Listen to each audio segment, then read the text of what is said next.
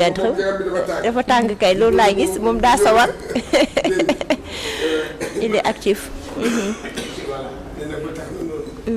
voilà maa ngi gërëm sant yàlla vraiment di julli ci yeneen. nee na sa micro bi Cheikh Tidiane Gomis yoo xam nga lu la jàppale. sa baat moo kawe boo waxee dinañu bu fis. taalu ma ko. taaloo ko woon mais xam naa di. taal naa ka dégg nañ la de parce que yow voix bi moom macha allah. taal naa ka de maa ngi sant yàlla comme ni ma ko waxee rek. di julli ci yeneen bi di nuyu nag force de l'ordre bi damay nag ku ma gàtt jàppaate bi dafa bëri loolu taal waaw surtout ci ñun ñii journalistes yi. force de l'ordre di comme ñan gendarme policiers yi. waaw gendarme policiers yi. yow da bàyyi kenn ñoom ñëpp maa leen di nuyu sama gars yi lañ de. waa ASP bàyyi kenn sama copain douanier sama copain douanier ah ñoom la ñoom bëgguñu may tudd seen tur. loolu ñoom nee nañ naa wax douanier yi rek bu ma wax seen tur. waaw kon bu leen tudd. voilà léegi nag gannaaw loolu mooy am mbégte ñëw fii di waxtaan ci wàllu football. football dafa nekk loo xam ne ci discipline bi gën a populaire Sénégal dinañ ciy wax parce que kii ma sama gan bi ma am. moom ma màcc na ci football local surtout football professionnel. am na ci yu bari yoo xam ne buñ ko waxtaanee dina ci indi ay leeral. pour Sénégal ñëpp xam dégg nga ni footballu souvent le football professionnel. xam nga football professionnel màggul noonu. des na lu bëri. voilà kon nag bu ci kanamee rek. dinañu dalal Malick Dieye. Malick Dieye nag jaar na club yu bare. ñaari Tali Dakar Sacré-Cœur fu nekk jaar na fa dinañu waxtaan ak Malick Dieye kon ci kanam lay doon dañ lay bàyyi nga daal di ko dalal ci plateau Petit Déj. voilà Malick Dieye na nga def Malick Dieye yaa ngi rey de maa ngi lay gis ci finale bi démb. waaw c'est vrai. ah une belle finale ah. Une très belle finale. Oh là là non une belle finale. Une belle finale ça dañuy remercier féliciter la fédération. Et si organisation bi. on a eu un bon match déjà. Même ñaari équipe yi joué nañ correctement. Féliciter au passage Génération Foot. Si li mu gagné. Coupe du Sénégal bi. Deuxième troisième fois je pense. Et que ñu joué match bu neex a neex. xale yi wane seen bopp ça se voit que le football Sénégal mu ngi développé bu baax a baax ñu ngi sentir évolution bu bari parce que boo xoolee démb amoon na beneen événement bu mag bu am ci làmb. waaw mais terewul. stade bi fees presque fees na fees daal waaye. presque man dama jaaxle sax parce que man dama toog bi saa ma ne non est-ce que ak lu ñu gëjee jouer stade Léopold est-ce que stade bi dina fees mais incroyable. stade bi fees na à 75%. waaw presque 80% sax. mais boo xoolee Gomis loolu mën nga jàpp ni continuité wu championnat ren bi la. waaw boo xoolee ren stade yi yëpp dañ doon fees. waaw ça veut dire que sénégalais yi ñu ngi commencé waat bëgg football local bi parce que ñu ngi sentir équipe yi ñu ngi joué. compétition yi match yi ñu ngi neex. boo xoolee am na ay match yu mag yu am. tey boo demoon si biir championnat bi aller et retour. Teungueth FC contre Agel. gis nga ni stade bi ni mu feesee woon. ils ont fait des recettes exceptionnelles. Pikine à chaque fois que mu recevoir match bu mu mënti nekk stade bi day fees nga dem Yoff Jaraaf suy joué stade day fees nga dem Ngor même chose donc ce qui veut dire que week-end yi ñuy am yëpp stade yi day fees nit ñi dañu commencé gën a bëgg championnat bi. donc continuité la moo tax tey bu ñu amee final coupe du Sénégal Jaraaf contre Génération Foot mu fees. pour ñun c'est une continuité du ñu bett dañuy ñaan rek mu wëy ba nga xam ne saison yii di ñëw Sénégal gën di continuer si loolu daw gën développer championnat. d'accord dinañ ci ñëwaat bu mu gën a yaatoo man ak yow kon nag mu ngi noonu Malick Dieye. waaw kon ci kanam lay doon rek yàgg moom ngeen war ko waxtaanee fii ci plateau Petit Déj waaye te xam naa rek coach ci kanam tamit danañu dalal kam te moom mooy Aliou Sow nag borom actualité mu wax faxam fàcce lépp lam te ne sax jàpp nañ rek moom mooy point yi nga xam te ne war nañ ko waxtaanee ci plateau bi waaye tamit danañu dalal kam te ne moom mooy Jimbori borom people moom it dana daal di dugg ci ruqruqaan yi ngir wax ñu rek lam te ne moom moo xew fii ci mim réew kon nag xam naa rek ci kanam tuuti rek dañu daal di yaatal lii di waxtaan bi rek fii ci seen émission Petit Déj léegi rek ñu daal di amal suñu rubrique sport.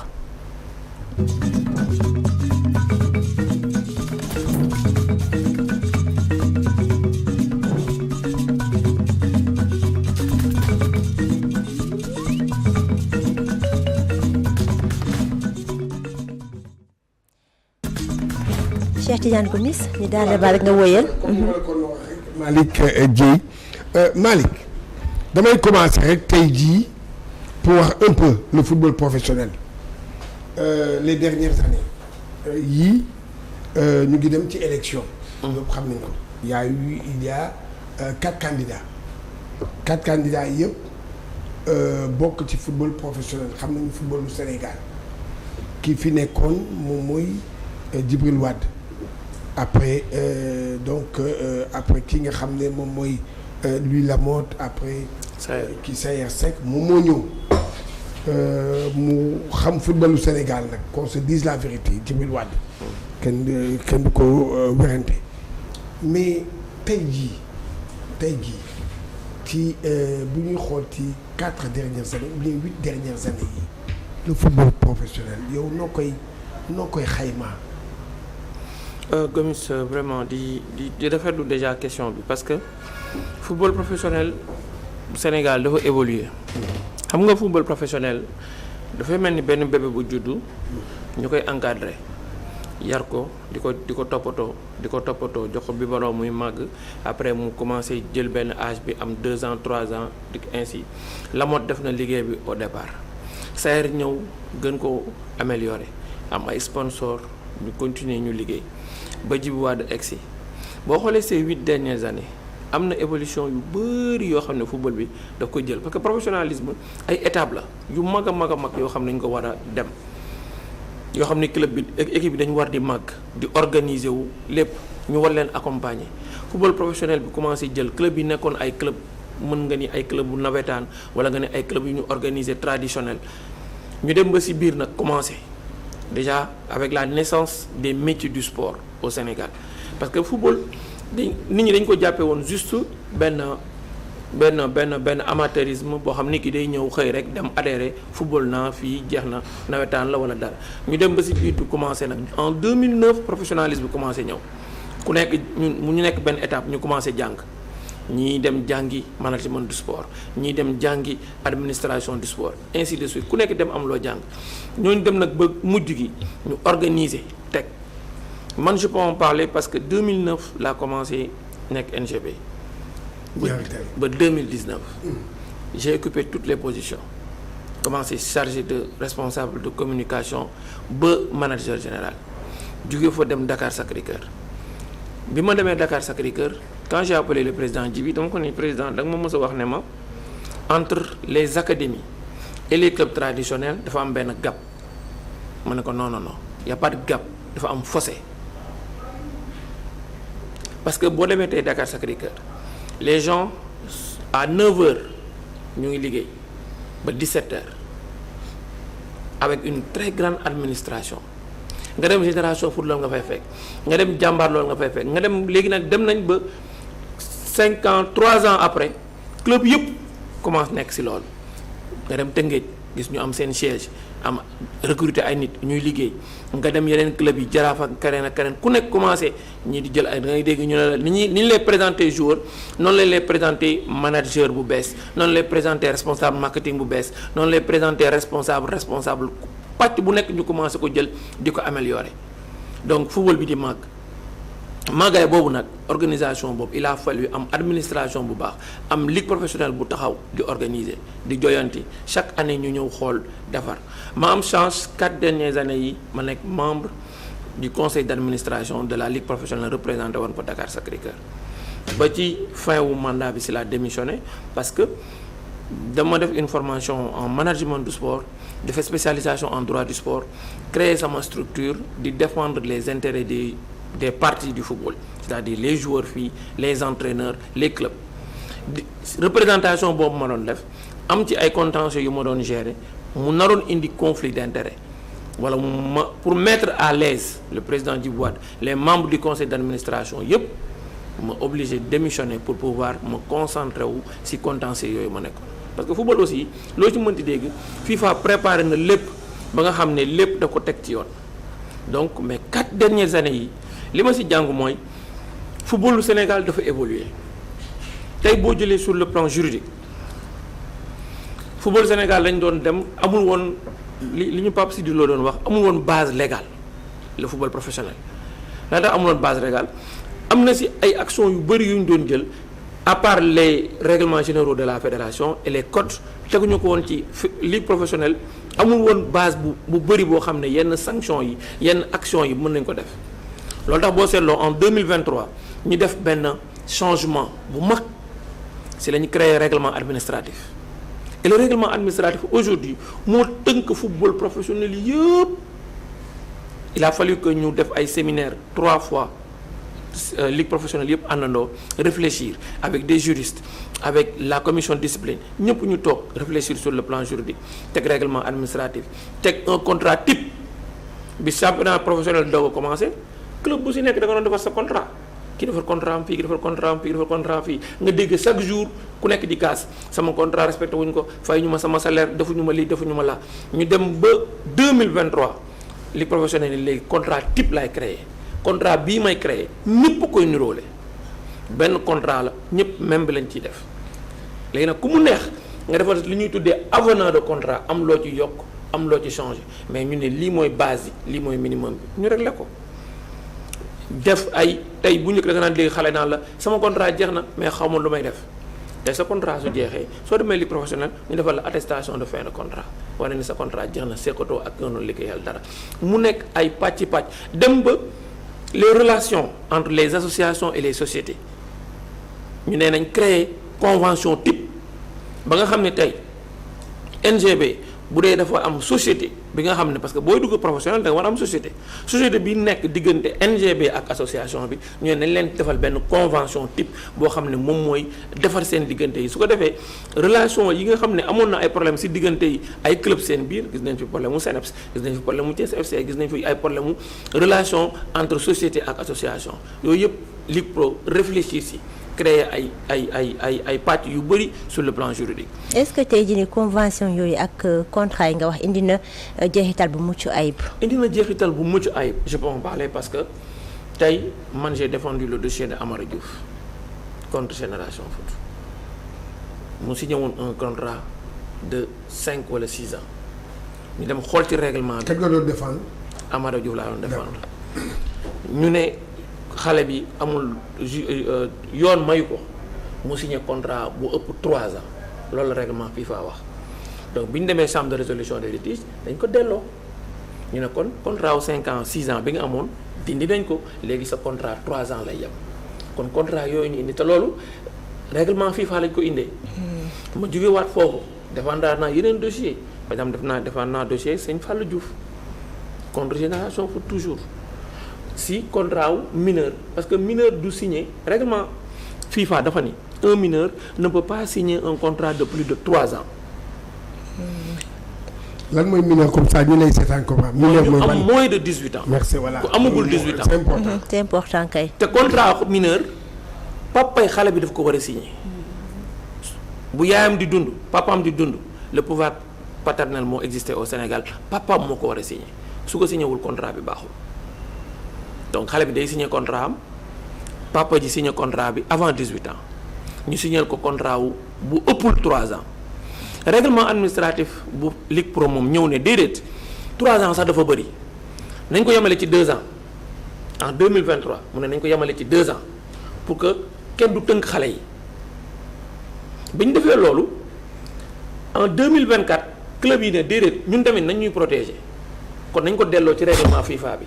ñu bàyyi ko mu nekk 3 ans li tax changement yooyu di am règlement boo mën di créer ci football il faut nga delluwaat ci base FIFA ndax il faut que li ñuy tuddee la conformité FIFA dani la si la législation locale est en conformité avec la législation de la FIFA la législation locale prévaut maanaam bu fekkee yow li nga wax dugg na ci ni ko FIFA encadré kon li nga wax dafa baax tey mënoo ni man mën naa signer mineur contrat de 4 ans mënul nekk. loolu nee nga ni mën naa signer mineur contrat de 2 ans FIFA danaan la waaw ndax dugg nga ci biir 3 ans yi 1 an danaan la waaw mais 3 ans danaan la waaw 4 ans mun la déedéet bu ko tegul ci yoon nga jël sa dossier dem yóbbu chambre de résolution des litiges chambre de résolution des litiges aussi ak yeneen commission yi jugé nañ fi ay dossiers yu bëri mais dossiers yi ñuy jugé yëpp lii dañ koy teg ci li ñu tuddee code du football li ñu teg ko ci règlement généraux li ñu teg ko ci règlement administratif li ñu teg ko ci règlement FIFA kon am na ay jeexital tey entraîneurs yi am na ay entraîneurs yu club jékki-jékki na la arrêter sa contrat. xanaa jaay doole. waaw nga dem chambre de résolution des litiges chambre de résolution des litiges na la fay ko xaalisam man defaan naa ay entraîneurs ak ay club ñu leen seen contrat dañ ko dagg demal toog ma yóbbu la chambre de résolution des litiges ñu ne fay ko ñi 5 millions ñi 10 millions ñi 8 millions et cetera ñu fay la jour aussi il faut mu xam ku nekk léegi aujourd'hui ay accompagnement la ñu war a am jour bi dafa war a xam ay droit am xam nan la koy défendre xam nan la koy doxalee entraîneur bi parce que relation contractuelle la entre jour bi entraîneur bi ak club bi te loolu vraiment ligue professionnelle dox na ci ay jéego yu mag avec la fédération ba tey jii nii contrat yu si bëri tey xale bu ndaw boo xëyee am nga sa contrat sa carte d'identité kese boo ko jëlee dem ligue professionnelle ne sama contrat laa soxla ñu jël copie jox la amatul xaw ma sama contrat xaw ma lu si nekk déedéet xale bu am contrat ak club boo mënti nekk boo jëlee sa carte d'identité dem parce que contrat bi nga defar 4 exemplaires lañ koy defar dañuy defar contrat club joueur ligue pro bàyyi ko fa ba pare numériser waat ko dolli ko teg ko fa heure boo demoon tey nga ne man joueur laa signé naa sama contrat ak jaraaf boo jëlee sa carte d'identité. d'accord Malick dëgg la am na ay jéego yi ngeen def yi gars yi def waaye Malick ba léegi coow laa ngi fi de conflit yaa ngi fi je donne par exemple bu dee club ak club entre dirigeants le cas de ASC Thiès est là un problème boo xam ne kenn réglé bu ko dégg nga boobu xaw ma ndax xam nga ko. parce que boobu affaire la boo xam ne tey jii y a des clubs yoo xam ne le club amateur xam nga association bi. ak club professionnel bi du ñu déggoo dégg nga ba ñu dem conflit dem tribunal. yooyu yëpp problème yooyu réglé gul. waaw mais xam nga conflit relation contractuelle su amee rek conflit mën na am parce que relation contractuelle su amee maanaam association bi fédération ligue professionnelle dafa ne la booy jógee amateur di ñëw professionnel da ngay indi société bi dafa war a nekk en relation avec l' association parce que la FIFA reconnaît l' association. donc léegi nag mu ne la boo defar professionnel comme da ngay fay ay salaire comme da ngay am ay contrat mu ne la kon yow defal société. léegi dafa am convention bu war a am entre société bi man su ma jëlee sama Gomis su ñëwoon tey ne damay dugg ci capital ñaari tali damay dem NGB dugal fa sama xaalis def fa sama 50 millions dañ ko war a wax ne ko sa 50 millions yi nga fiy dugal ci capital bi soo fi dugalee lii la lay jox lii la lay jox droit bi la lay jox droit bi la lay jox. ñu dem jox ko société bi. société bi dem yóbbul ko association bi dem assemblée générale bi validé ko. bu ko assemblée générale bi su validé wul. assemblée générale ban. bu association bi su validé wul relation bi. relation bi baaxul. merci voilà assemblée générale bi y a le problème. voilà parce que assemblée générale bi moo war a valider la relation. entre la société et l' association. parce que président bi dafa war a ñëw daal ne kat ñun laaj nañ leen ngeen may ñu ànd ak société bi si lii. je te donne un exemple yi bari na fii. L'exemple de l'AS Pikine avec Yatta Say Modou Fall. Oui. Il y a eu Jamil Faye. Oui. Avec Guédiawaye Football Club. ASC Thiès parce que xam nga lan la mooy que li ñuy signé ci accord pour li ñuy d'accord. dañuy dem ba ci biir. ku neen kenn du ko respecté. loolu mooy indi problème yi. looloo tax nag Ligue Pro en 2023 mu defar convention type ne kon léegi. képp kuy am relation diggante association ak société. jëlal convention bi. léegi kon léegi nag Ligue Pro léegi am na benn convention boo xam ñëpp ci la ñuy tënku. mooy convention type bi xam nga bu njëkk. bu ci nekk 2023 le cas de ASC Thiès c'est récent. 2023 ak léegi. non il faut sévir donc. waaw mais bien sûr relation bi diggante CNEPS. ñaari CNEPS yi fan la mujjee. mais Ligue Pro àtte na si. Ligue Pro bi mu ko àttee. dañuy dem CNEPS si tas demaat créer seen société beneen association bi ku ci nekk respecté sa yoon. kii jaar nii parce que relation bi après dañ koy tënk si cadre bi ko defoon. mais Ligue Pro li mu ci waroon liggéey li nga xam ne droit am may na ko parce que aussi football dafa am loo xam ni sa droit loolu la may fa la sa doole yam maintenant relation contractuelle bi nag mën na dem ba dem dans le cadre pénal wala dans le cadre civil bu demee dans le cadre civil nag loolu day génn cadre football mais football moom li ngeen ni relation yi ngeen tënk ko ci football da ngeen koy atte ci atte football boo indee contrat mu ne la bi ngay ñëw société bii nga fi indi woon société bi li ngeen waxante woon kon yow amatoo droit yi société bii moo ko moom lii ak lii ku nekk na respecté li bi moom sinon tas leen yow demal nga yóbbu ko dommage et intérêt nga dem ñu ne temps laa fi investiroon delloo ma sama xaalis ma fay la sa xaalis ku nekk dem seen yoon. waaw mais Malick dëgg la de yow li ngay wax ni yëpp de waaye nag Malick man sama problème man nii nekk ci football bi même ça am ñoo xam ne bu ñu la dégloo ngay wax nii dañuy naan mais kon léegi tout est réglé mais rien n'est réglé. mais mu ngi ñëw. day màgg kañ lay ñëw. mu ngi ñëw parce que au fur et à mesure affaire yi di avancer xam nga tey jii nii. mbaa daa jël temps rek problème contrat amoon nañ problème diggante relation yaak yëpp. kaay damay jox exemple. man je peux man mun naa wax ne que y a des clubs qui ne payent pas de salaire. am pagaille.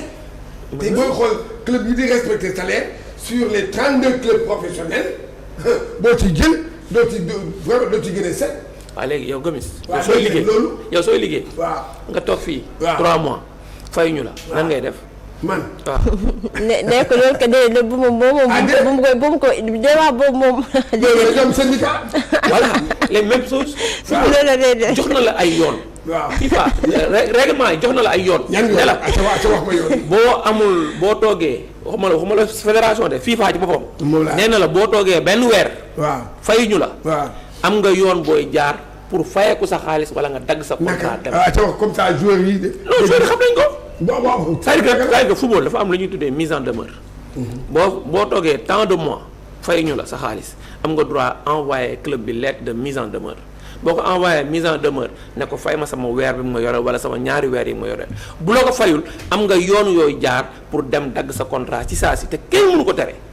donc kuñ toog fayuñu la loolu la ko war a beneen bi du question dagg relation contractuelle yi le problème mooy actuellement Ligue Pro dafa war a demaat ci beneen étape bi mooy dem direction générale de contrôle parce que nit ñi dañuy bind ay rapport bind rek nga ni fay naa sama salaire ma ñëw bind sama état financier ñëw déedéet dañu war a encadrer c'est-à-dire aujourd'hui lu mel ni direction nationale de contrôle de gestion boobu noonu en France dafa war a am Sénégal de manière très allégée. indépendante. voilà indépendante. non bu dépendant wee rek baaxul parce que bu dépendant wee rek baaxul. voilà indépendant wee baaxul. malheureusement loolu moo am fii. non en fait dañu war a jël ay nit ñoo xam ni dañ leen ni yéen ñii kat seen xel màcc na ci football xam ngeen ni ñuy doxalee nañ leen di encadrer parce que encadrement d'abord le rôle d'abord de la direction du ñëw sévir encadrement la nga ni ko am naa budget wu 100 millions mu ne la sa budget 100 millions lii nga ciy def lii nga ciy def lii nga ciy def boo dawalee 6 mois mu woo la ne la anal sa budget bi nga waxoon ndax respecté nga ci lii ak lii ak lii boo xoolee respecté mun la rek boo respecté wul mu jox la carton jaune ne la attention lii ngay def nii boo ko yóbboo fin de saison dama lay wàccee. il faut que ñu nangu ko xam nga tey mais loolu lépp tamit dafa am ay étapes yu ci war a jaar maanaam tey le président de club mooy jël poche am def ci club bi di ñafe di def ay minimum il faudrait que tey ñu mën ñu jàppale teg ay politique gars yi def nañu ay liggéey yu bëri tey jii la ligue professionnelle créé na fi symposium waxtaan avec le vice-président Ablaye Gueye bi gérer capital humain ñu def ay symposium réfléchir sur le financement du football xool façon bu nekk ñu ñëw ñun Sénégal mënaguñu am droit de télévision bu dox bu bari comme mënaguñu am droit de télévision mais état bu ñëwee les gens disent non l'état du def lii l'état du def laa déedéet dans tous les pays du monde amul benn football professionnel bu dox te état tegu ci loxo. dëgg la je suis d'accord ak yow. état da ciy jàpp mën na si ba xaalisam def ko si. dëgg la mais mën na ni kat société bii. waaw impôt bii naa la ko wàññil wala lii naa ko wàññi. ngeen def ko fële. xam nga démb gis naa fenn ñu ne le ministre de la communication mu ngi wax ne Canal Plus dafa war a yokk ay redevance am yi muy fay Sénégal mais bu fekkee Canal Plus day yokk ay redevance am yi muy fay Sénégal redevance yooyu muy fay Canal Plus 90% li muy waree mais football moo si ëpp. lu tax kon sport moo si ëpp kon lu tax mënul jël xaalis boobu noonu am lu ñu ci jox pour sport bi. bu ñu ko defee football bi daal di dox tey boo demee Tanzanie Azam 10 millions Azam TV 10 millions d'euros la leen jox on parle 10 millions de dollars waxuñu 1 million 10 millions de dollars. C'est de l'argent. donc pour permettre leen tey club yooyu moo tax tey seen prize money yu bëri boo jëlee coupe bi am 250 000 dollars boo jëlee lii jël lii mais Sénégal boo jëlee coupe 20 millions 30 millions ngay am parce que amaguñu xaalis boo xam Ligue Pro moo jël xaalisam di ci def mais ñu ngi ñafe pendant 4 ans yu mujj yi nii LONASE indi na fi ba pare le président du board avec le conseil d'administration de la ligue professionnelle am benn trouvaille bu intéressant bu ñu def mooy fexe ba sponsor yu dugg lu mu ndaw bu bëri ci club yi la jëm. LONASE yi mu mujjee joxe xaalis yëpp directement 70% du montant club bi la ko jox directement amul intermédiaire sa chèque sax LONASE moo la koy jox donc ñu ngi jéem a xool yooyu noonu mooy avancé yi maanaam tey dañu war dem bañ ni kat football bi ki jël ndaare war a wàcc deuxième division war na mën a am 1 million bu mu wàccaale mais loolu pour mu am il faudrait que ñu am ay accompagnement ñu am droit de télévision ñu am sponsoring bu doy état trouvé ñu benn yoon ne ñii kat ñu ngi góorgóorlu ñu ngi xool ñu ngi jàngale tey boo ñëwee sur pour wan avancé yi kii di wax demal sur le volet formation yi xool formation yi ni mu bëree le vice-président en charge de la formation Djibi Diop de Kër Madior mais def na plus d'une vingtaine de formations surtout formé nañu analyse vidéo yi formé nañu supporters yi formé nañu administratif yi formé nañu kiné yi formé nañu organisateurs yi formé nañu gestion de pelouse formé nañu gestion administrative jàngal leen lay jàngal sax na la yow mi administratif nii ngay bindee rapport nii ngay defee lii kon ñu ngi accompagnement donc plan yooyu yëpp ñu ko teg c'est juste pour améliorer le cadre pour accompagner club yi parce que club yi aussi mënuñu xëy rek nga amoon benn secrétaire général boo xam ne moo fi nekkoon di bind rapport danga ko daan bindee ci nawetaan nga ñëw continuer rek après continuer si loolu donc il faut am ay nit yu ñëw jàngal leen ne attention football demeetul noonu football nii la demee football société la aujourd'hui le Sénégal est devenu un hub économique du football Sénégal léegi toll nañ fu ñuy defee transfert 1 million d'euros toll nañ fi defee transfert 2 millions d'euros toll nañ fu ñuy signer ay joueurs ci ay club yu mag suñu joueurs yi ñu ngi dem Chelsea suñu joueurs yi ñu ngi dem Man United suñu joueurs yi ñu ngi dem Aston Villa suñu joueurs yi ñu ngi dem Milan AC parce que kon bu ñu demee ba tollu foofu am ay rentrée d'argent yu toll ñuy xëy ñu ne am na club bu nekk Sénégal jot na 1 million d'euros wala jot na 2 millions d'euros mais kon tey bu ñu demee ba club yi commencé jot loolu kon football bi war na xar kanam bi war na changer. entraîneurs yi war nañu fayeeku bu baax joueurs yi fayeeku bu baax mais tey bu fekkee ne Jaraaf li mu mobiliser lépp def investissement bu bëri 200 millions et plus duggul Ligue des champions amul chance dafa war a dugg Ligue des champions comme daaw ni mu duggee Coupe CAF. ñoom est-ce que ñu ngi am aussi ay ndimbal yu tukkee ci comme suñu footballeurs yi nekk bitim réew international. est-ce que ndimbal moo war a am foofu. comme ñu leen di jàppale. investissement la fii à part les fonds.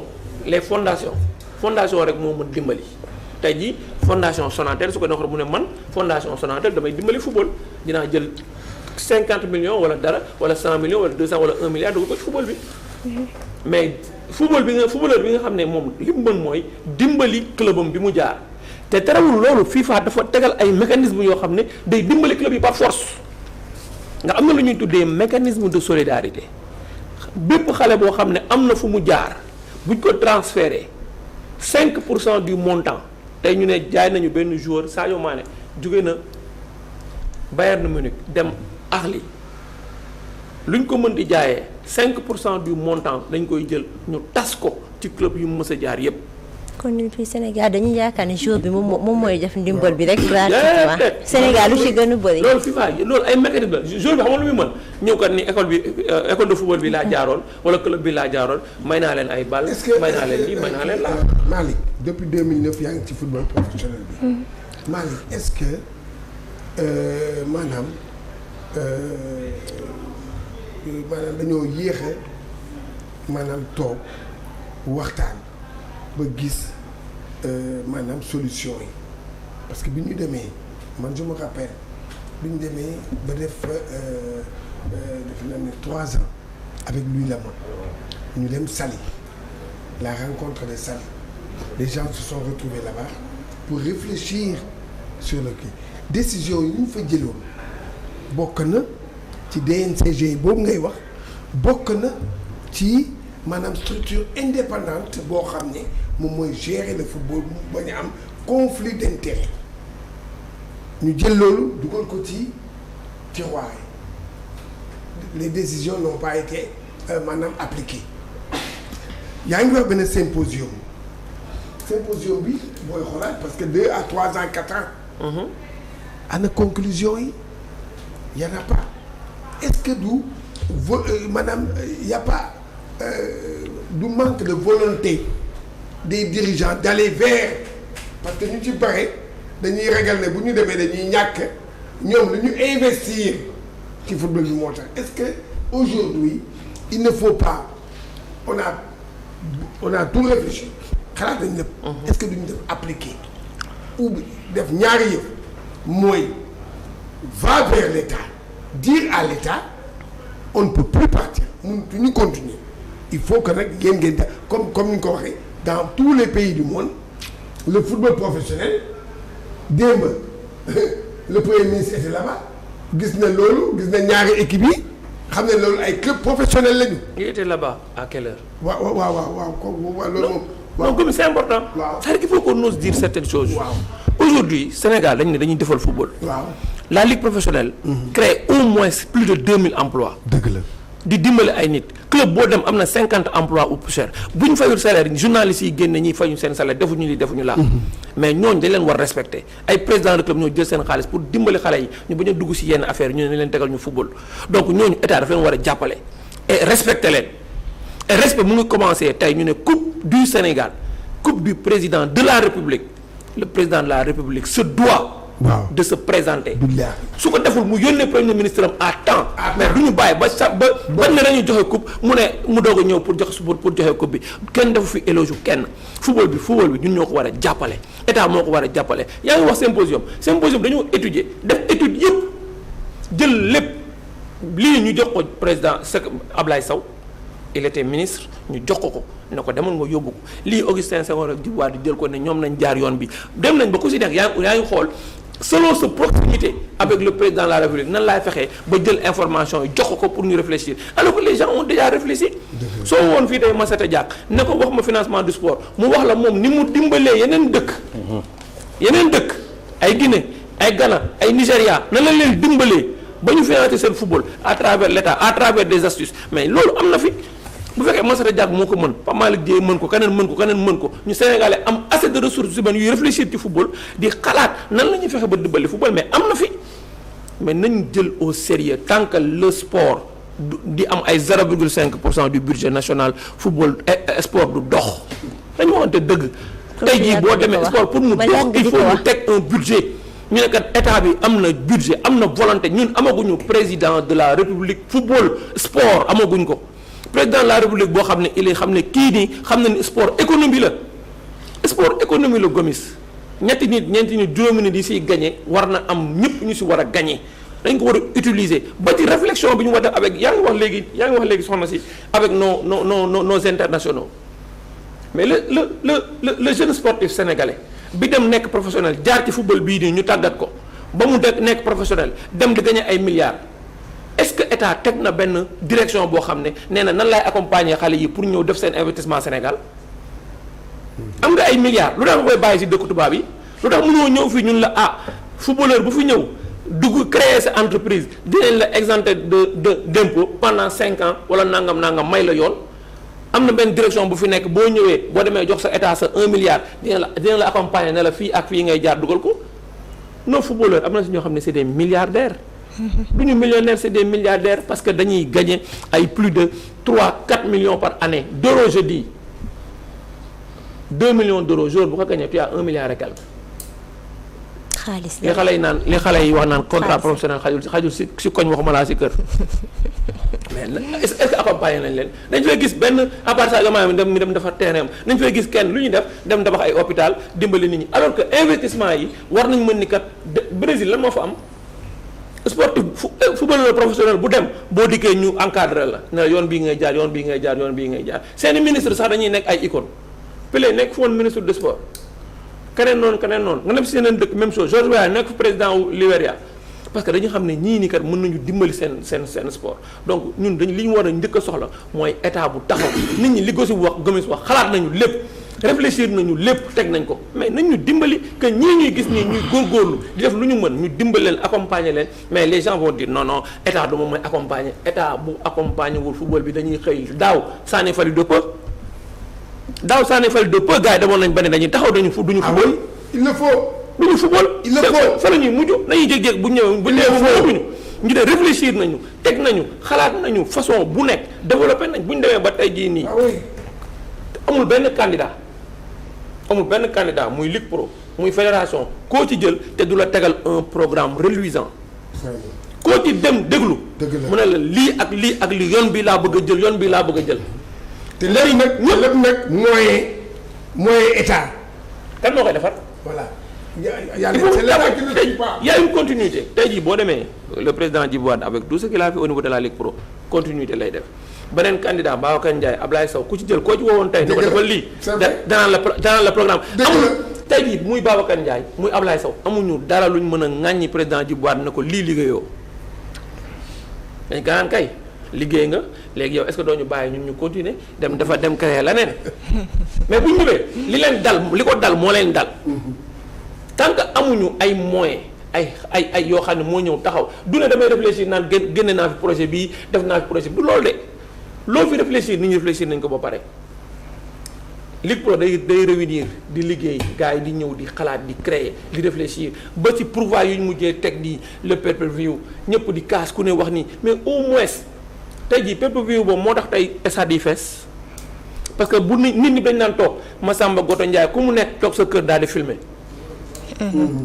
ñu gis na te foofu y a quelque chose à magnifier c'est-à-dire l'ouverture et la grandeur du président Djibo Wade je suis pas là pour faire son éloge mais am na ay ouverture yu bëri yu mu def le président Algaf Diagne bu Walidane dafa toog këram di réfléchir sur le pay-per-view comment monétiser le football ñun ñu toog au niveau de la Ligue Pro man pendant 2 ans moi seul j'ai fait des enquêtes sur képp kuy teg match en direct xam naa sa chaîne nu mu tudd xam naa ñaata vue nga am xam naa ñaata diffusion nga am ma génne lépp teg ko ci table bi Pape Momar Lo de la compétition keneen ak keneen ku nekk ñëw génne sa xalaat Algaf ñëw nekk nouvellement membre du conseil d'administration ñëw indi proposition président Djibo Wade ne ànd leen ak Algaf ngeen liggéey le pay-per-view là Algaf moom moo ko jiital avec le président Abdoulaye Gueye de Stade de Mbour ñuy réfléchir tey jii nii y aura au moins plus de 50 millions de bénéfices yoo xam ne am na si ndax signé nañ ay contrat avec benn kii en Côte d'Ivoire tey am na ay compagnie yu mel ni Eudel yu mel ni Wisecout yi nga xam ne lépp képp koo xam da nga bëgg a def statistique pour ce jour ñu promouvoir ko tey bu ñu demee ba ñooñu di ñëw di intéressé wu ci football Sénégal ça veut dire que football Sénégal mu ngi avancé parce que Wisecout du dem n'importe quel pays te tey jii Wisecout mu ngi négocier ak Sénégal ak ligue professionnelle pour couvrir football Sénégal ba nga xam ne tey jour bu mën di football ñu xam sa analyse xam sa donnée xam sa lépp te bu ñu xamee sa analyse xam sa donnée donc tey jour yi li ñu doon jar lu ko raw la ñu koy gën a jar kon liggéey mu ngi am jàppale moo des ak ku mënti ñëw jàppale moo des. jërëjëf merci le dernier mot looy lancé par rapport ak football beeg élection yeeg ay nangam ak loolu yëpp waaw. élection yi le dernier mot remercier d'abord et encourager les présidents de club toujours je le dis président de club bi nekk Malem Hodar di jël ay 1 million 2 millions am di ko def ci clubam xaj na ci këram te pourtant la koy def ci xale yi.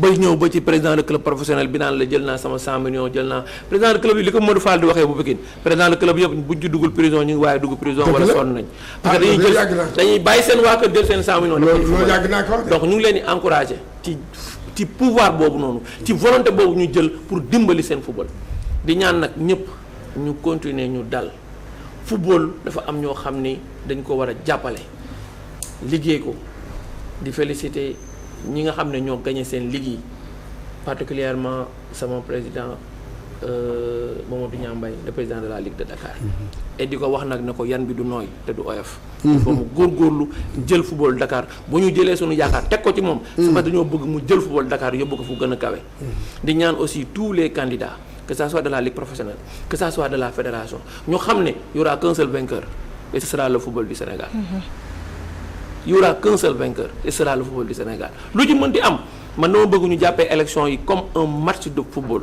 90 minutes la su jeexee fair play na ñëpp nu yoon te ñu kon ne àndam defar et j'ai entendu Augustin hier mu wax ko nee na quiconque gagne il sera le premier s'il gagne il continue s'il ne gagne pas il sera le premier à accompagner celui qui a gagné donc loolu mooy valeur football. fair play. On ne parle pas d'âge, qu'on ne parle pas de... ñoom ñëpp ils ont le droit et la légitimité de se candidater. D'accord. donc bu ñu leen jàppale ñun ñëpp ñu dem. Merci. di remercier Gomis merci invitation bi. Waaw. de nous avoir donné l'opportunité de parler de ça merci beaucoup merci à tout Walfadjri. dëgg la jaajëf voilà merci kon nag mu ngi noonu c'était Malick Dieye un acteur du football sénégalais jaar-jaaram gis ngeen ko. C'est vrai il a toujours été au cœur du système footballistique du Sénégal mu ngi nii kon nag di koy gërëm di koy sant voilà. yow ci ñu ngi lay jaajëfal bu baax a baax Cheikh Tidiane Gomis suñu coach national et international waaye di jaajëfal bu baax a baax kii di Malick Dieye ci sujet bi nga xam ne indi ngeen ko am na solo bu baax a baax kon léegi rek dañuy daal ñëw si suñu rubrique actualité wax ci ànd ak ki nga xam ne moom mooy Aliou Sow.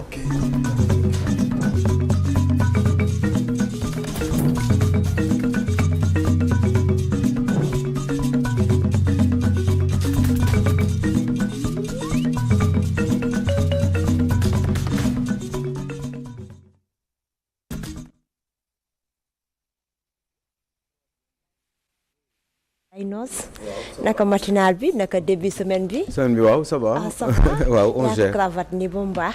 waaw gis nga rafet na. rafet na. jaajëf na ngeen def ak coono. ça va alhamdulilah maa ngi leen di sant. ziar bu maa ngi leen di ziar bu wér. maa ngi leen di ziar bu wér Gassama. di la sant bu baax a baax. kontaan nañu yow ci plateau bi. di nuyu Mariema. di ko sant bu baax a baax c'est un plaisir d'être c'est quoi ton sourire toi. c'est un sourire malicieux. ah